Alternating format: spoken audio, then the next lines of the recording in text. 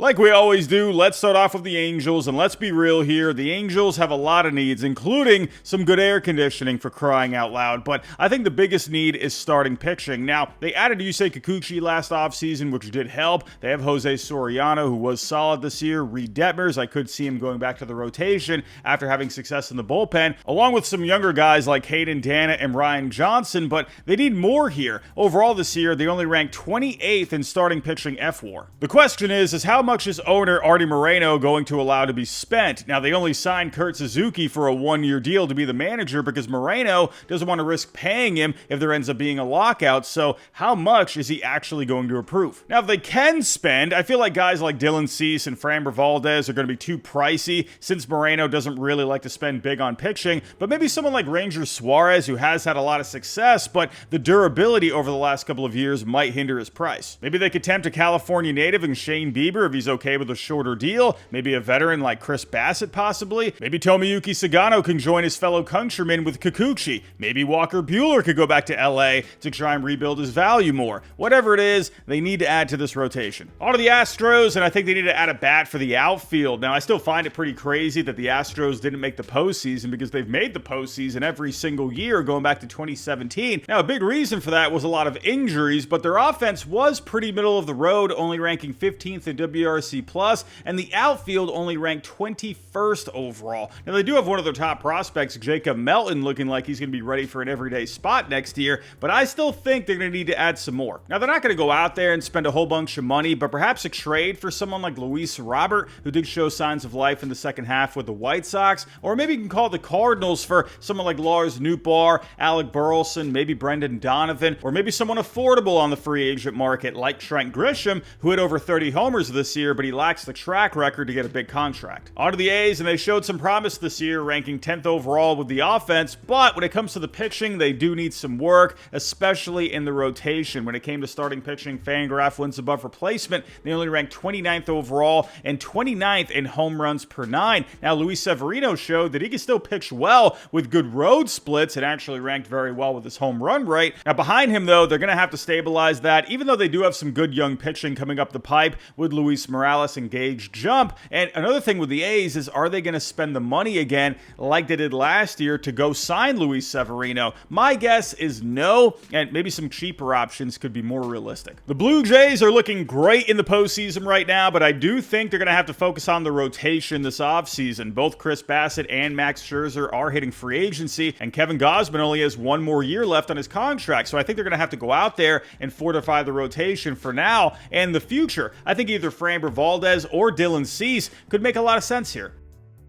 On to the Braves, and they got to figure out what's going on at shortstop. Since Dansby Swanson went to the Cubs a couple of years ago, they've only ranked 29th in F-WAR when it comes to the shortstop position, and with an important position like that, along with the Braves looking to bounce back next season, they need to solidify that spot. And they brought in Ha-Seong Kim after he was DFA'd by the Rays this season, and I think that still could be an option for them, but I think they need to keep an open mind. Maybe Bo Bichette could be a target. Not amazing defense there, but his bat has looked very good this season, and also, if Trevor Story ends up opting out of his deal with the Red Sox, then I think that could be a realistic option as well. The Brewers had a good run this year before getting swept by the Dodgers in the NLCS, but this offseason, I think they need to go out there and add another bat for the outfield. Now, I know they've been great at making contact, getting on base running as well, but no one is ever going to be mad at adding a little bit more pop to the lineup. Now, with the Brewers, you know they're not going to spend a whole bunch of money, but I think if they did spend a little bit, someone for the outfield I can see making some sense. Now, I mentioned Trent Grisham earlier and the fact that he's going to be more affordable, and I think he could be a great fit here. Or I wonder if a guy like Cedric Mullins, who struggled in the second half after getting traded to the Mets, could be a fit, especially with the Brewers' track record of getting players back on track. On to the Cardinals, now led by Chaim Bloom. I think they need to create more roster and payroll flexibility. Now, it's Chaim's first year running the front office, and with anything in life, having a clean slate to start things off usually does some good. Now, they have some contracts like Nolan Arenado and Sonny Gray still still on the books, so I could see them looking to clear those for future spending, but also moving Arenado would help create more playing time for guys like Thomas Sahazi and maybe even Blaze Jordan down the road, who they got in the Steven Matz trade at the deadline. I could also see them taking phone calls on guys like Brendan Donovan, especially with one of the top prospects in the game, J.J. Weatherholt, looking like he's major league ready. He's been very good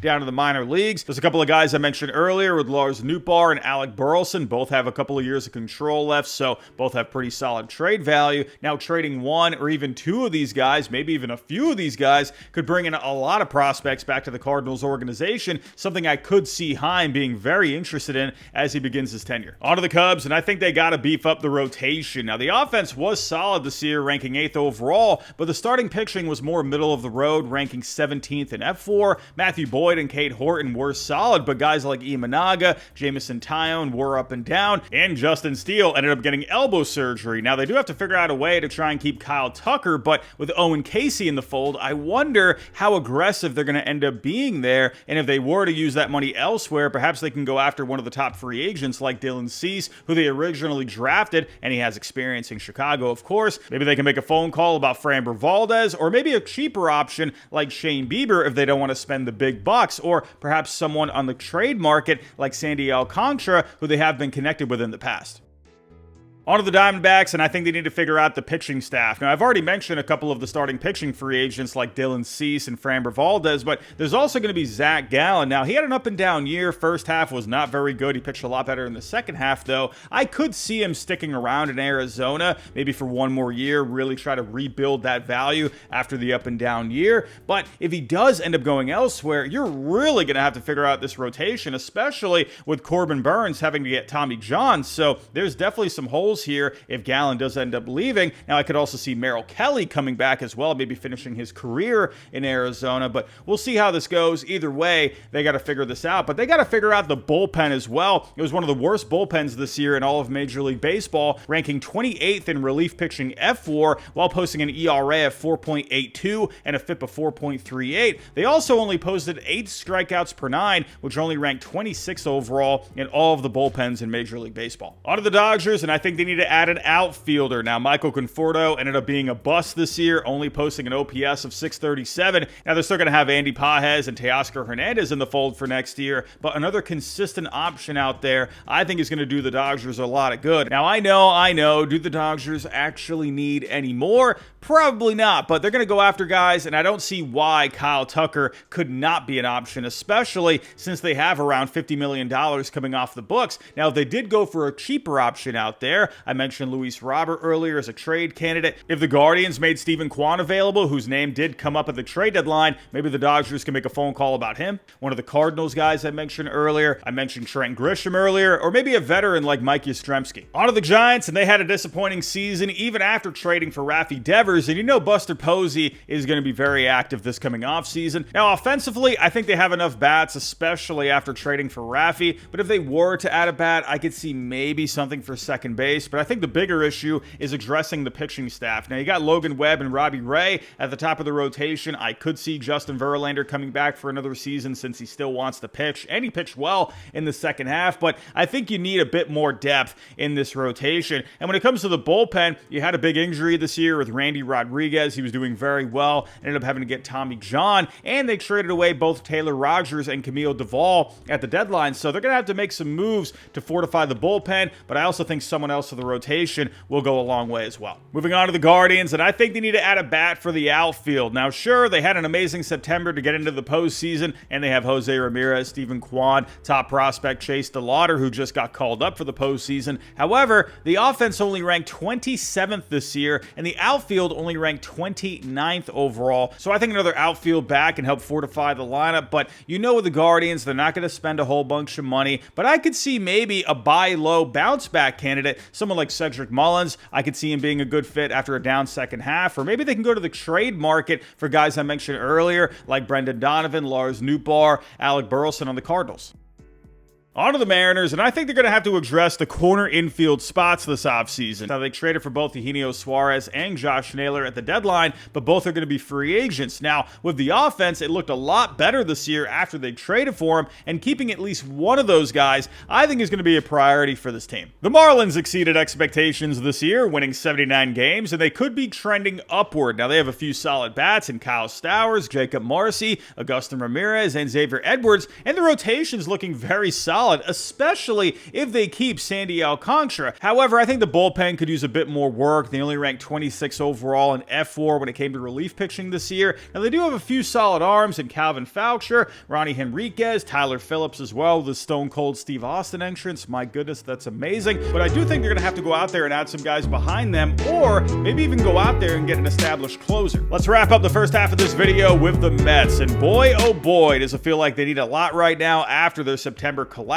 But for me, I think you need to go out and get an ace for the staff. Now, last offseason, they went all out for Juan Soto, but when it came to the pitching, they more so pinched pennies signing Clay Holmes, who was a reliever, and they converted him into a starter. They signed an injury risk in Frankie Montas. In the end, Holmes ended up being more of a mid-rotation guy. Montas ended up having to get elbow surgery, and with other injuries, they ran out of gas, and then they missed the postseason. And of course, they have a lot of good young arms in Jonah Tong, Nolan McLean, and Brandon Sproat, but they need a guy at the top of the rotation, someone they know they can count on every fifth day. Now, to me, free agents like Dylan Cease and Framber Valdez absolutely need to be on the table here. Trade candidates like Joe Ryan, Freddie Peralta, Sandy Alcantara, and maybe even Mackenzie Gore should be as well. And of course, all the talk lately has been about Tarek Skubal. Now, we're going to have to wait and see if the Tigers decide to move him, but if they do, I think the Mets would be a great spot because they have the motivation after a bad ending to 2025, and they have young talent that I think they would be willing to part with to get a deal done. Now, they could do a package around one of their young arms like Jonah Tong, Brandon Sproat, or Nolan McLean, with either Tong or Sproat being more likely there, in my opinion, after how good McLean looked this year, and perhaps a young bat like Jet Williams, who is a bit blocked in New York, and maybe someone like Mark Vientos or Brett Beatty, depending on what happens with Pete Alonso. Either that or a couple of prospects, and I think they could get a deal done. By the way, everybody, huge thanks to Bear Mattress for sponsoring this video today. If you're ready to upgrade your sleep, head to bearmattress.com/hide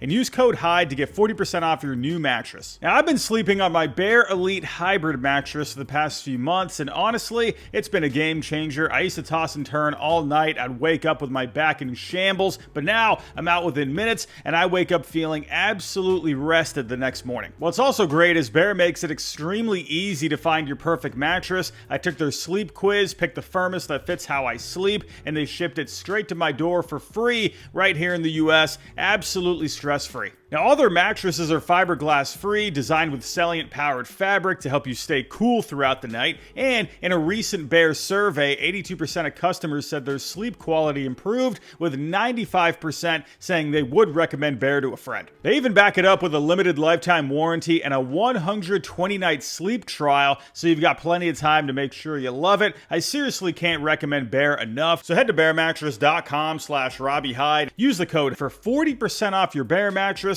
Sleep better tonight, and you can thank me later. On to the Nationals, and with new president of baseball operations, Paul Tabani, in the fold, they need to find a direction. Now, first off, get a GM that's going to be Tabani's right-hand man, get the entire front office sorted out when it comes to the scouting, player development, whatever else, and get it going. Now, I wonder if the Nationals could go out there and make some moves this offseason with the young talent they already have, but I wonder if 2026 ends up being an evaluation year, since it is Tabani's first year as the president of baseball operations. So that makes me wonder if maybe they don't go as hard for free agents, but then again, maybe a few moves can help them. If not, though, I say decide whether or not to keep Mackenzie Gore in the fold to try and compete, or trade him now and start retooling the organization under the new regime. The Orioles were a big disappointment this year, and their biggest Achilles heel was the starting pitching. Overall, they only ranked 24th there, and they had a ton of injuries, so they need to go out there and get a guy for the top of the rotation that can anchor the staff. Hopefully, everyone stays healthy this coming year. Remember, Kyle Bradish came back, but Grayson Rodriguez, you're not sure with him. But getting a number one guy for the top is really going to help solidify things. I think they absolutely need to go out there for someone like Framber Valdez, Dylan Cease, maybe make a trade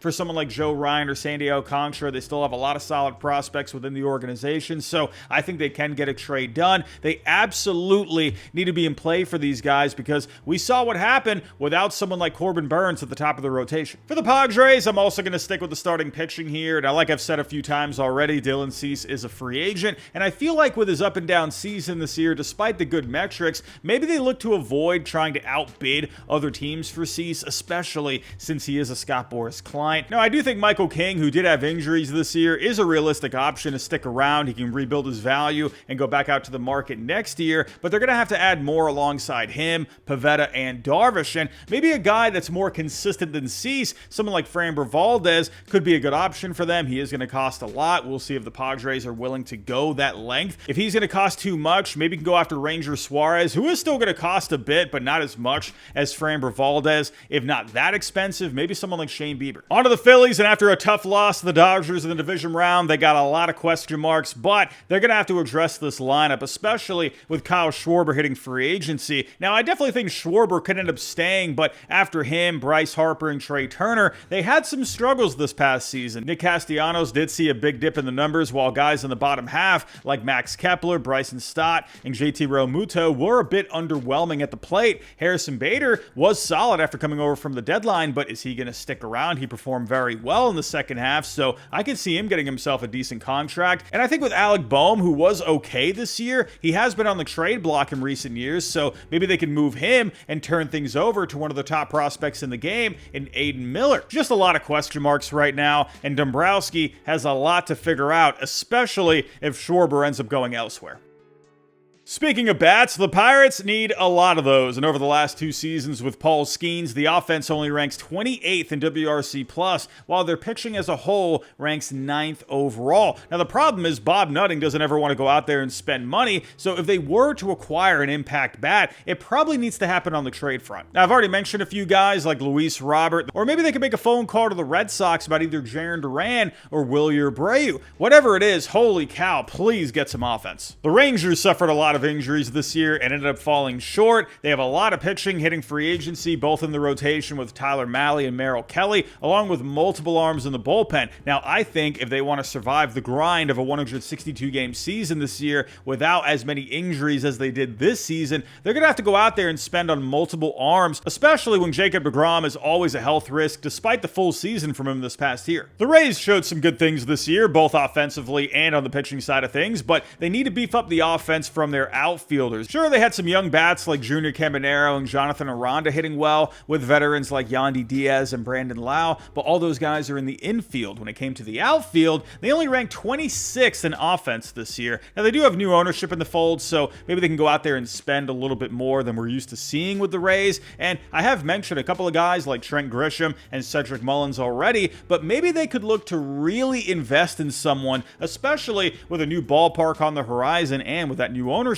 Maybe someone like Tampa native Kyle Tucker. On to the Red Sox, and point blank, they need a number 2 in the rotation. Garrett Crochet was phenomenal this year, but behind him, they really only had a couple of 3-4s in Brian Bayo and Lucas Giolito, along with young arms like Peyton Tolley, Connolly Early, and Kyle Harrison. Sure, they have guys coming back next year like Cutter Crawford and Patrick Sandoval, but they really need a guy to help anchor the rotation with Crochet. Now, when it comes to who that could be, I think they're set up pretty well to go after someone in the trade market or free agency. With trades, you got guys like Joe Ryan, Sandy Alcantara. Maybe you can give the Reds a phone call where they need bats. Maybe you could do something with Jarren Duran or Wilyer Abreu, or maybe they can just go to free agency for someone like Dylan Cease, who they have had interest in the past. Speaking of the Reds, they barely made it into the postseason this year, but to make it easier for next season, I think they need to add another bat to help out their good pitching. Overall, the offense only ranked 24th in WRC+, and they were bottom 10 in home runs despite having a hitter-friendly park, and they had a lot of guys with up and down years. Another bat at first base or DH, I think would make a lot of sense since they had a lot of inconsistencies at both spots this season, and there's a couple of obvious candidates here like Pete Alonso or Ohio native Kyle Schwarber. Now, those guys are going to be a bit pricey, and with the Reds, they usually don't spend a whole lot of money, but maybe someone like Josh Naylor could be in the fold, who did play in Cleveland not too long ago, or maybe they could bring back Eugenio Suarez to be the DH and shift over to first base.